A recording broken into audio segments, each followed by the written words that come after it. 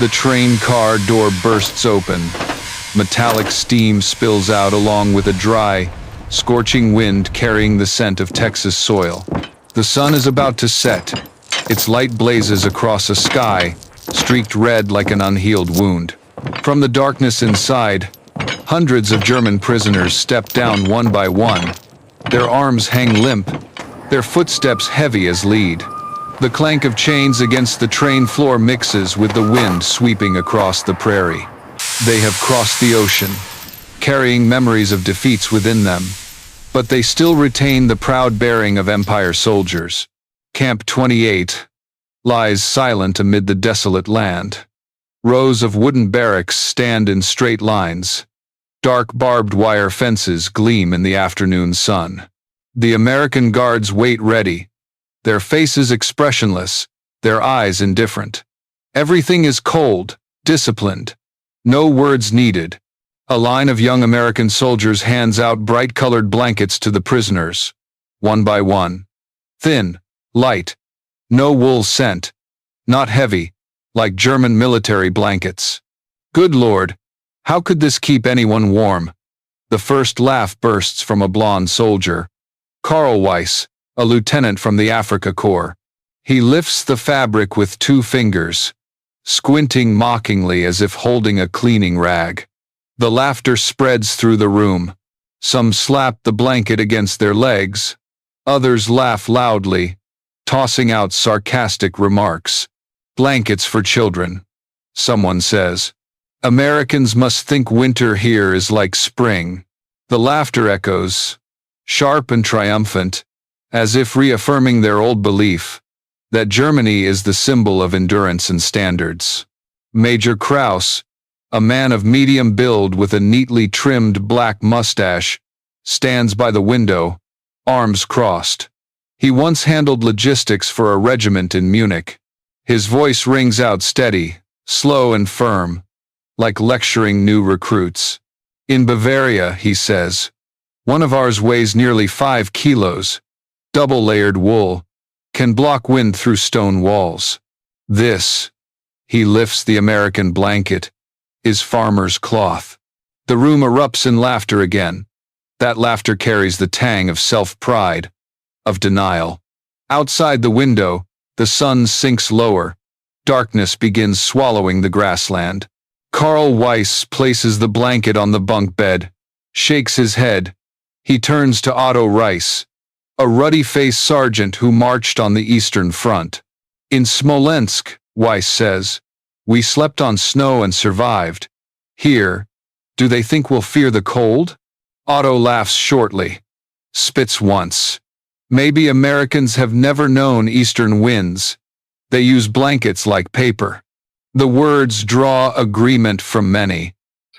In the cramped wooden room, the air thick with sweat and tobacco smoke, but their pride remains intact.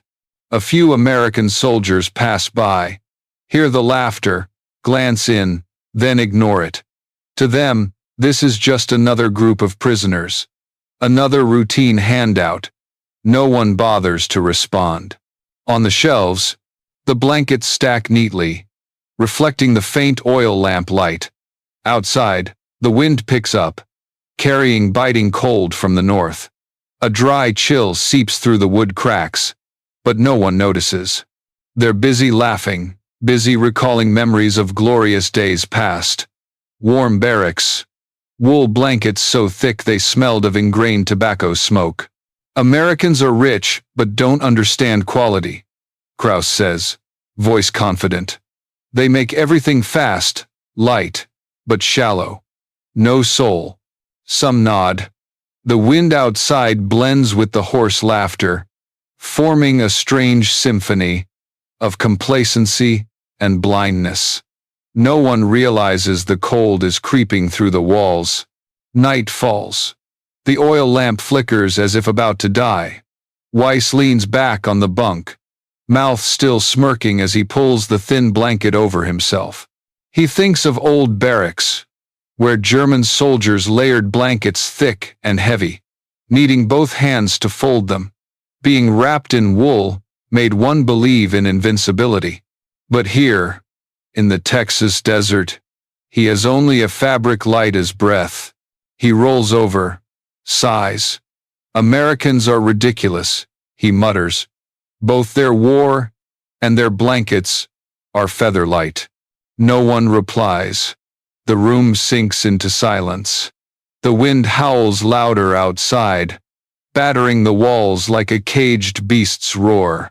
For a brief moment, light from the yard watch lamp sweeps across, reflecting on Weiss's face. Eyes still closed, but lips quivering slightly. Perhaps he doesn't realize that very moment. The night's first cold has begun seeping into every wood, fiber, every blanket. The afternoon laughter seems to echo somewhere, but faint, fading, dissolving in the wind. In the room's corner, Major Kraus still sits against the wall, hand holding a small notebook, jotting a few lines. He writes in firm script, Americans, light and weak. But who knows? They may have their reasons. He closes the book, pulls the blanket over his lap, then shuts his eyes. Outside, the Texas sky black as coal. A shooting star streaks by, leaving a faint trail. The next gust brings sharper cold. A wall board creaks. Yard lamps sway. A long night approaches, and with it, the first test for those who once believed only wool could hold warmth. Dear audience, grab a glass of water, take a moment to relax, and keep listening to the story. The twists are still to come.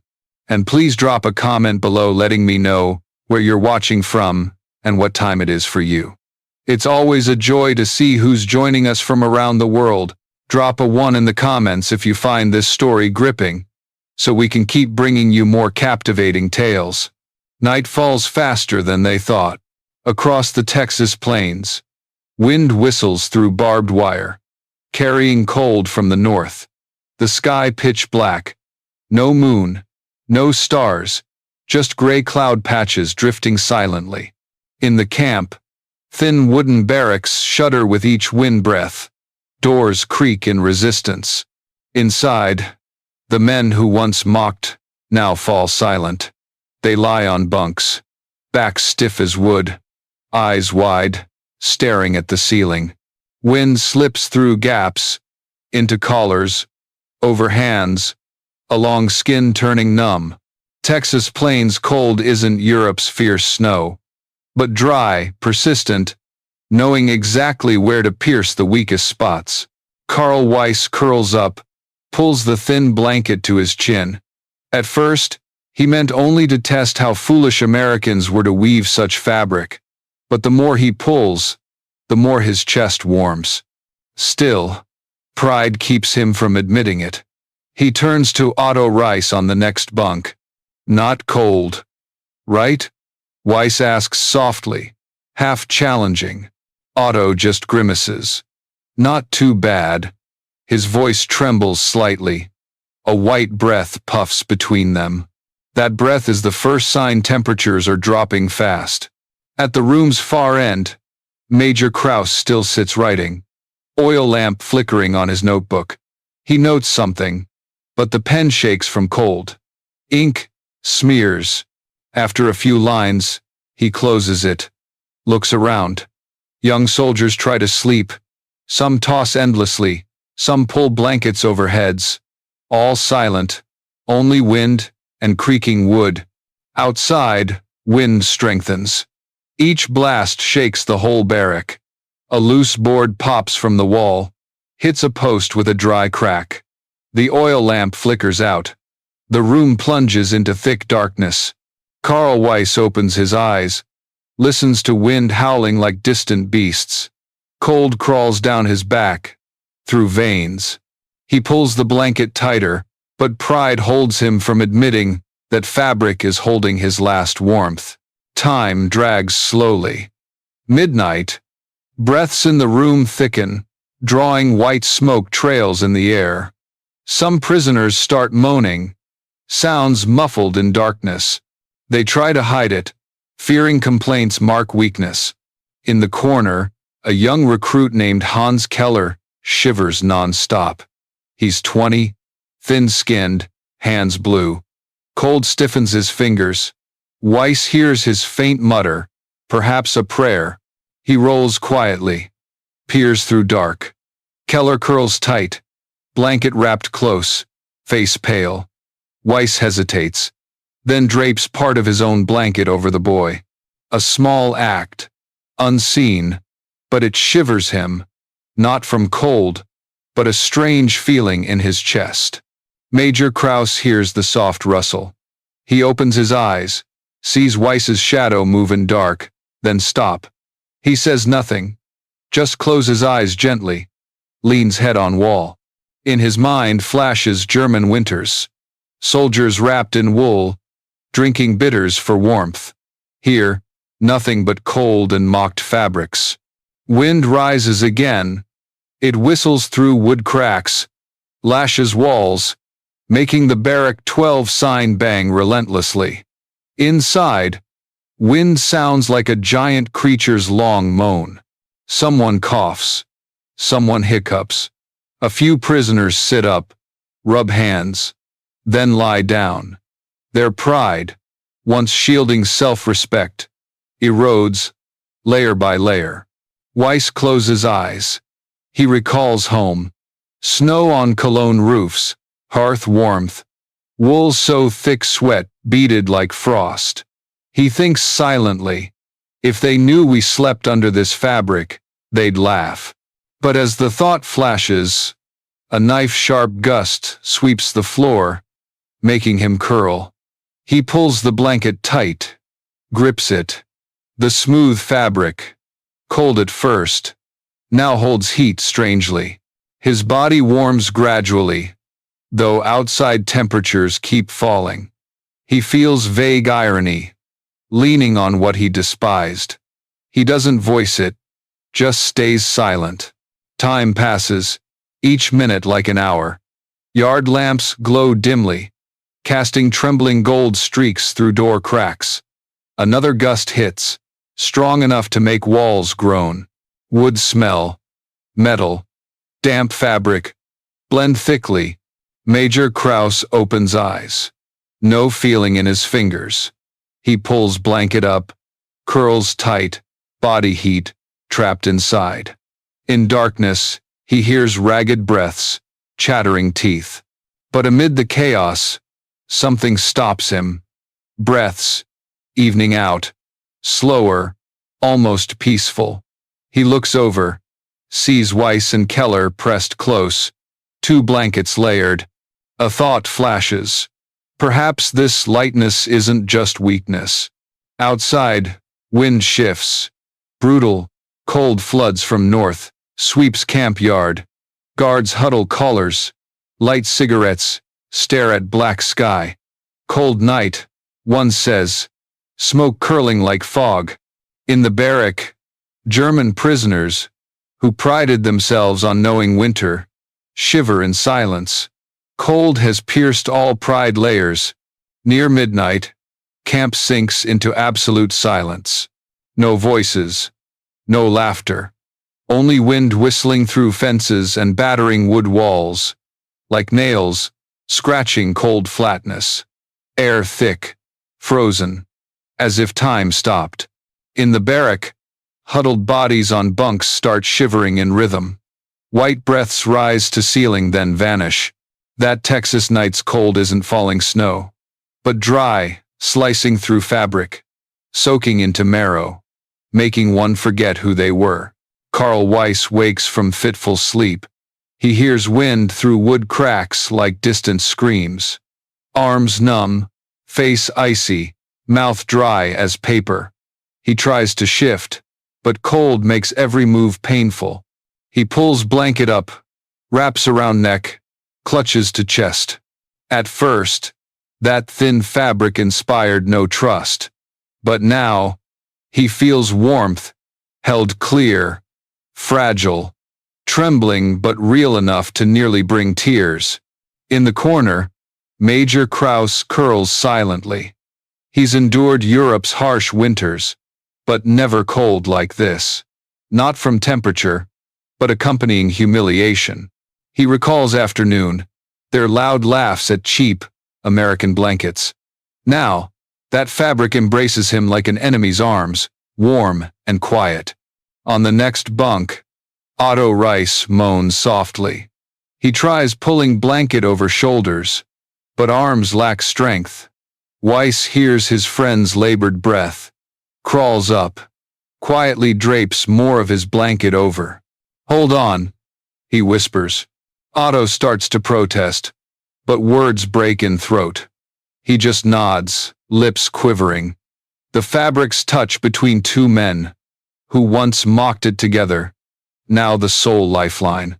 Wind howls again. A dry crack echoes as wood door bursts from hinges. Cold rushes in like floodwater. Soldiers near door jolt, wrap blankets over heads, curl into balls. Someone sobs in sleep, whimpers swallowed by wind. Kraus stands, staggering, tries shutting door. Silver hair whips, breath white fog. He uses full strength to latch wood, then returns, slumps down, sweat freezing on brow. "Lord," he whispers, "if this is punishment, at least let us live long enough to understand." 1 hour past midnight. Temperatures drop to freezing. Each breath stabs like needles in chest. Hans Keller, the young man, lies motionless. Hands purple, lips cracked dry. Weiss sees, rolls over, slips into adjacent bunk. He pulls his blanket over Hans, then hugs both tight. Fragile warmth spreads between them.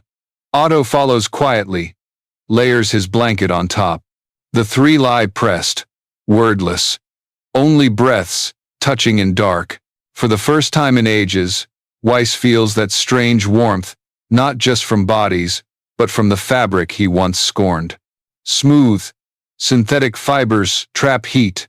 No moisture absorption. Not bulky, but effective surprisingly. Each minute, he feels recovery. Cold blocked outside. Weiss opens eyes. Faint watch light through wall. Crack hits blanket. Reflects soft gold. He reaches. Touches fabric lightly. Whispers in German. "Verdammt." It's warm. No reply. But he knows all heard. In the corner, Kraus shivers too. But at those words, he purses lips. He pulls blanket closer. Exhales softly. In that moment, he understands their pride melting. Bit by bit, in warmth of what they mocked. Dawn. Sky not yet light, but gray creeps through door crack. Weiss wakes first. Cold lingers, but body not as numb. He sits up, looks around. Everyone alive. Some stir, rub hands, eyes sunken, but faces hold quiet surprise. No one says, but all know. They survived. At room's end, Hans Keller opens eyes, looks at blanket on chest, smiles faintly. He pulls it closer, as if unwilling to lose the feeling. Major Kraus rises, walks slowly to door. He cracks it, peers out. Outside, ground veiled in thin white frost, sparkling in weak dawn. Air still biting cold, but eerily still. He turns back to German soldiers, tousled hair, cracked lips, red eyes, but alive. In that moment, he understands they crossed a fragile line between pride and survival. Weiss pulls blanket over shoulders, sits up. He looks down, strokes fabric edge.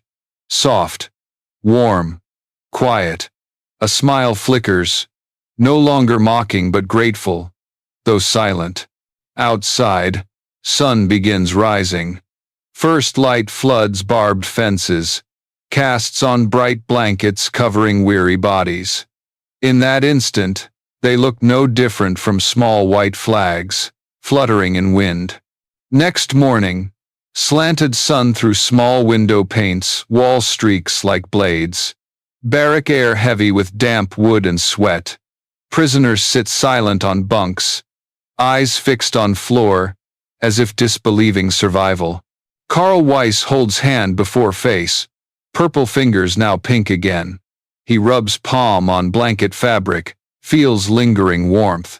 Last night, he scorned it. Now, he fears letting go. Outside, steady boot steps on path. Door swings open. Captain Walter Mills, supply officer, enters. Middle-aged man, tall, face calmly stern, but eyes mix hardness and kindness. He scans silent room, speaks in low tone. "You're all still alive, huh?" No answer, just hesitant nods. Kraus stands, straightens, trying to regain officer poise. Sternly, "Last night, perhaps your weather harsher than we thought." Mills smiles faintly, says nothing. He steps to nearest bunk, lifts a blanket, strokes fabric, then murmurs as if to himself, "You know, this isn't wool." All look up. Room grows quieter. It's synthetic fiber, Mills continues, woven in Massachusetts, blend of rayon and acrylic, light, but traps twice the heat of regular wool. And best, we produce millions like it in a month. Murmurs ripple between bunks. Otto Rice eyes Weiss wide. Major Kraus frowns, voice hoarse. "Millions?" "Yes," Mills replies. "Lowell factory alone ships over 250,000 blankets monthly. And this," he lifts fabric corner lightly, "is what we give frontline troops and prisoners alike." In that moment, silence thickens, as if each hears distant giant machine gears turning, far but haunting. Carl Weiss bows head, hand gripping blanket tight. He doesn't know shame or awe. Since when could light, thin, soulless, be so potent? Kraus sits, face paling. In mind, home images rise, small factories, workers dismantling old coats for recycled wool, mothers cutting curtains for children's blankets. Here, enemy produces millions monthly, even for prisoners. Mills goes on, voice steady like stating obvious. "We don't need heavy to prove strong. It's efficiency that matters. And more, not letting anyone die in cold, even enemies." Finished, he turns, exits barrack, leaving room steeped in silence. As door shuts, Weiss looks around, faces once mocking now subdued. Hans Keller, camp's youngest, whispers trembling, "If they do this for prisoners, what about their soldiers on front lines?" No reply, but question hangs, haunting more than any gunshot. Weiss clutches blanket, as if fearing it vanishes. In mind, strange thought rises. Perhaps we lost not from weakness, but overbelieving strength lies only in weight. Major Kraus quietly opens notebook, writes lines. Pen shakes, script slants. They produce fast, light. But that lightness weighs heavier than all our pride. Sweat bead rolls forehead. Though still cold, he closes book, but words echo like relentless machine rhythm. If you're watching here, pause a second. Imagine, in your life, what have you mocked, only to later realize it saved you? If this story makes you think, like, subscribe, share thoughts in comments. Sometimes, one small detail changes how we see the world. As night falls, camp lamps relight. No more laughter, no mockery. Just shadows sitting still, quietly stroking thin, bright blankets. Hans Keller whispers, "I once thought Americans superficial." Otto replies hoarse, "I thought only wool could save lives." Weiss says nothing. He sits, watches, lamplight reflect on fabric. In pale gold, synthetic fibers shimmer like frosted. He suddenly understands, some things needn't be heavy to hold power.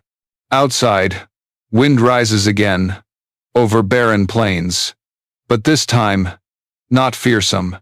Thin blankets became line between death and life, and more, between prejudice and truth. Next afternoon, sky darkens quick. New gust brings heavy damp, colder than previous night. Prisoners quietly return to barracks after roll call. No one mentions blankets, but all clutch tight like guarding secret. Carl Weiss sits by window, gazes yard. Watch lights cast on thin mists, like smoke rising from ground. Guards patrol, coats flapping. One is Private James Ford, youngest American guard. Boyish face, kind eyes, slightly hunched holding flashlight, as if fearing to wake sleepers. Passing barracks. James hears heavy cough inside. He pauses. Cough drags, raspy, ends weak breath. James hesitates, then opens door, enters. Air thick with human breath and damp wood. In dim yellow, he sees young prisoner shivering on lower bunk, hands Keller, face ashen, lips blue, hands clutched to chest. Weiss and Otto try adding blankets, but warmth insufficient. James stands moment. 4 eyes meet, silent. One side guard, enemy. Other, former battlefield foes. No words. Then James bends, removes own blanket, drapes over Keller. Slow, natural, no hesitation. He adjusts corner, pulls to boy's neck, then stands straight.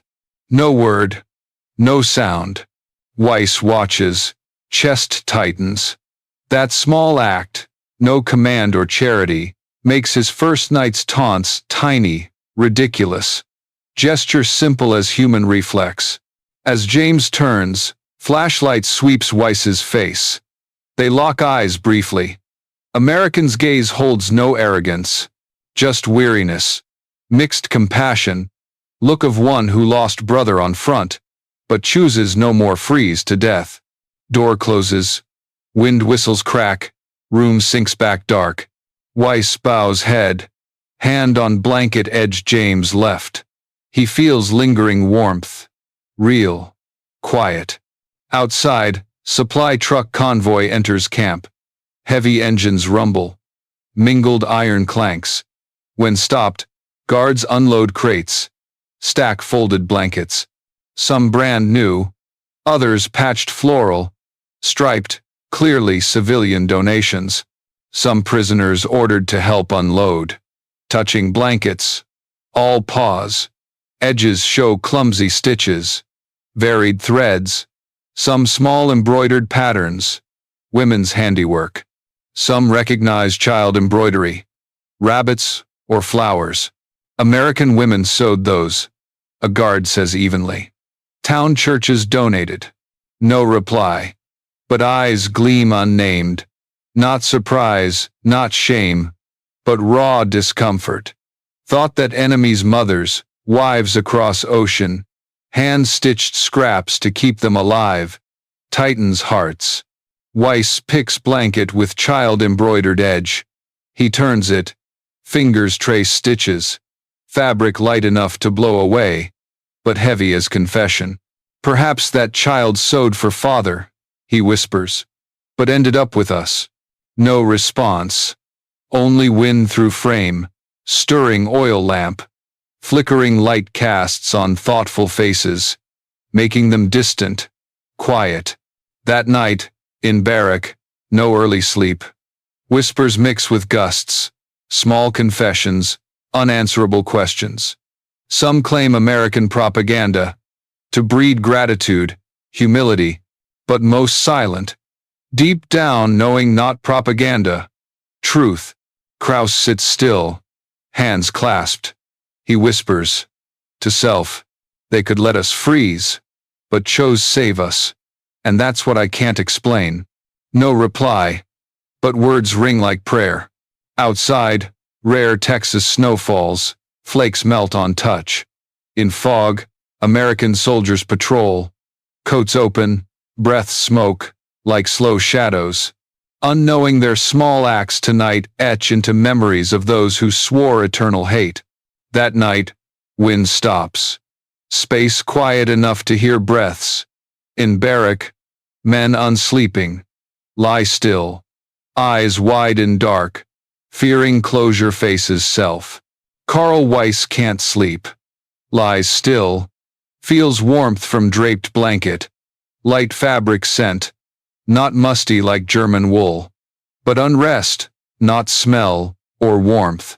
It's image of young American last night, James Ford, draping extra blanket on shivering Hans Keller.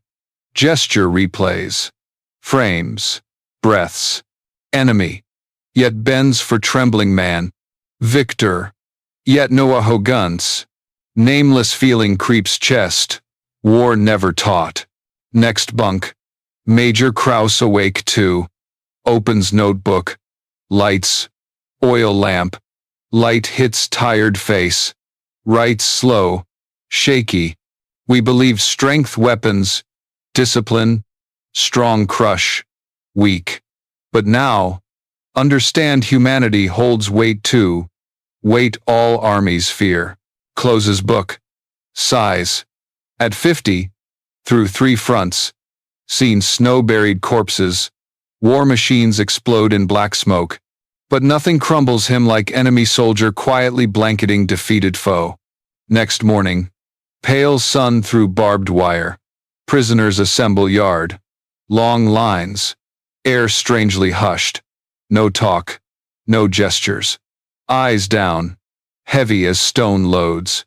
Weiss eyes comrades, no fire left, just quiet of self-questioning souls.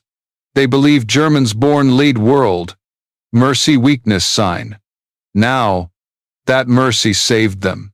Otto Reis, once loudest mocker, whispers, maybe we were wrong. Carl. Weiss no answer.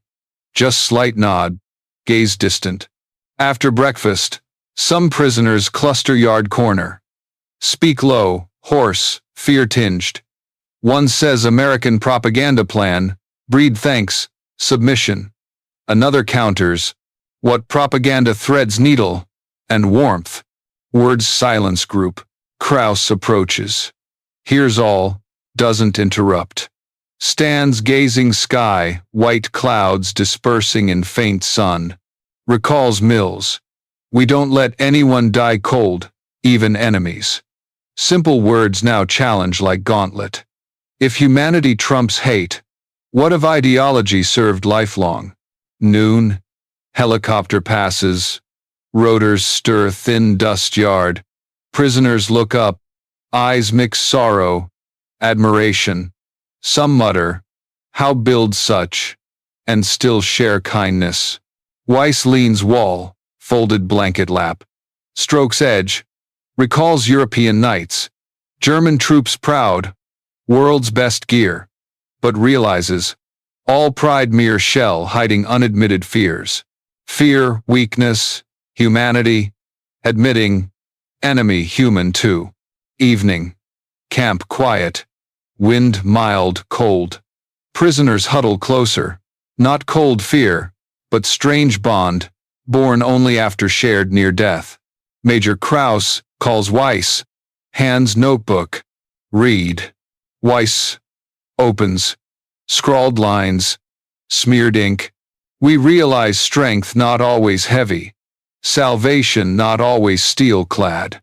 Weiss finishes, silent, folds book, sets table.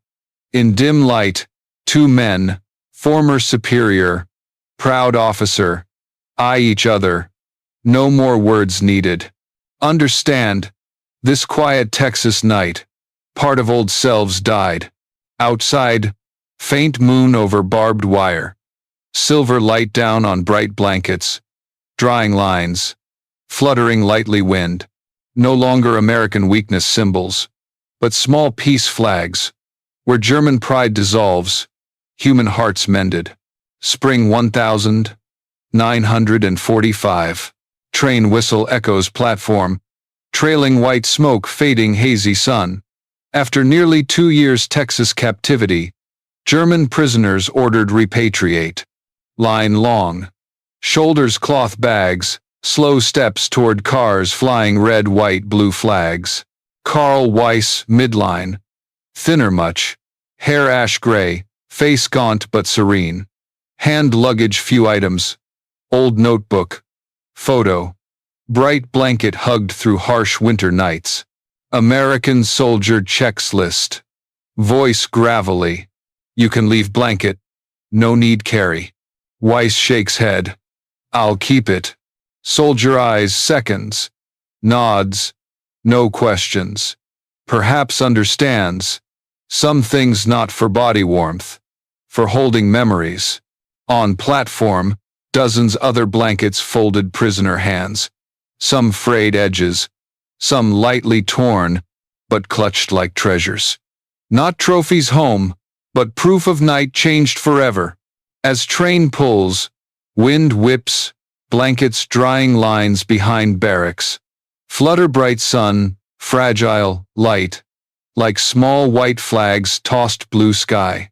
Some turn look back. Some bow heads. Dare not. But all know. Image stays lifelong. Bremen, Germany. July 1945. Wood door opens. Middle-aged woman looks up, eyes red-rimmed surprise. Before her, gaunt man worn soldier coat frayed shoulders. Hand, old blanket. Pale, small flower embroidery edge. I'm home, mother. She speechless. Touches blanket. Trembles faintly. This. Whose? Weiss bows head. Voice husks. From enemy. She freezes. He explains no more. How explain taught hated foe kept him alive through winter. Just hands blanket mother. Sits. In small cold room, she gently spreads fabric, as if sacred. That evening, Weiss window side. Distant church bells toll ruined city. Recalls Texas nights, wind, cold. American soldiers gaze draping blanket shivering Hans Keller. All dreamlike, but vivid hears Wood Creek. Feels skin warmth. Years later, war mere memory. Texas camp survivors still speak. Night of blankets. Tell grandchildren. Not war tale but awakening. Hans Keller. Young soldier near frozen then. Now silver-haired elder.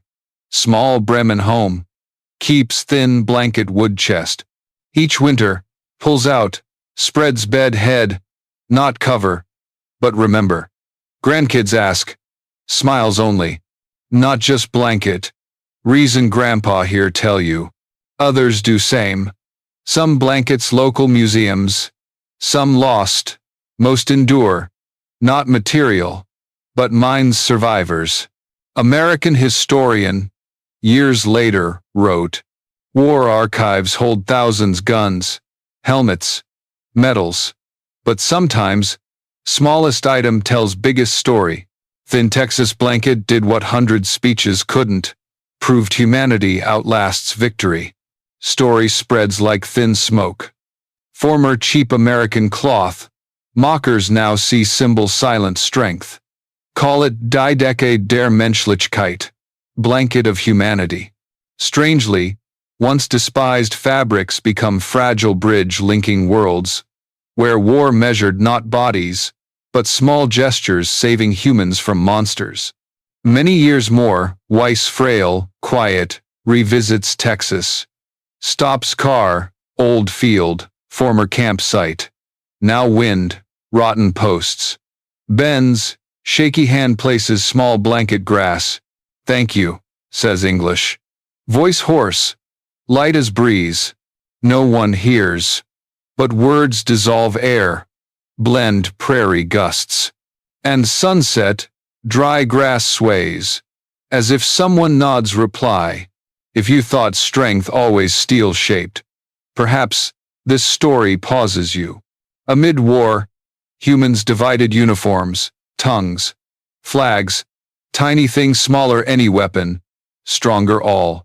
Blanket, mocked, scorned, became line life death. But more, line hate compassion, when American soldier draped blanket enemy shoulder, not just saved life, mended war-torn humanity peace. And from then, German prisoners understood kindness, not weakness, compassion, no nationality, story, not just history, mirror present, reminds sometimes, sustaining us not muscle power or authority, but seeing human in enemy. If story touches, comment below. What would you do if your enemy offered help? And if believe kindness values today's world, like, subscribe, share story. Let warmth spread farther, because sometimes one blanket or small act, enough, keep humanity from growing cold.